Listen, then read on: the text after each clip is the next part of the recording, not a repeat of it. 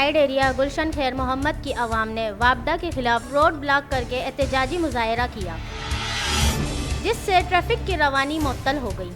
मुजाहिरीन का कहना था कि 4 दिन से हमारा ट्रांसफार्मर जला हुआ है, लेकिन अभी तक ठीक करके नहीं दिया गया।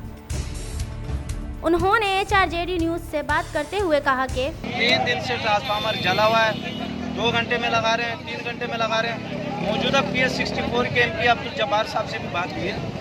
जब्बार साहब ने यकीन दहानी कराई थी कल कि आज रात को लग जाएगा 6 बजे तक। 6 बजे के बाद वापडा इंतजामिया से मुसलसल रबते के बावजूद कोई रिस्पॉन्स नहीं दे। ये तकरीबन 3 दिन से यहाँ की लाइट नहीं है। अगर ट्रांसफार्मर बनाने भी ले जाते हैं तो बकाया बत्ताखोरी करते हैं, पैसा मांगते हैं कि आप, हालांकि हम बिल भी भरते हैं, उसके बावजूद भी ये बत्ताखोरी करते हैं, पैसे मांगते हैं। मीटरों पे इन्होंने पैसे बांधे हुए। काफ़ी मरतबा हम गए कंप्लेंट करवाने, उसके बावजूद भी हमारी लाइट नहीं आ रही है। उनका कहना था कि जल्द से जल्द हमारे इलाके का ट्रांसफार्मर लगा कर दिया जाए, दूसरी सूरत हम एहतजाज का सिलसिला वसी कर देंगे। HRJD न्यूज़ से फिलहाल इतना ही। मज़ीद अपडेट्स के लिए देखते रहिए HRJD न्यूज़।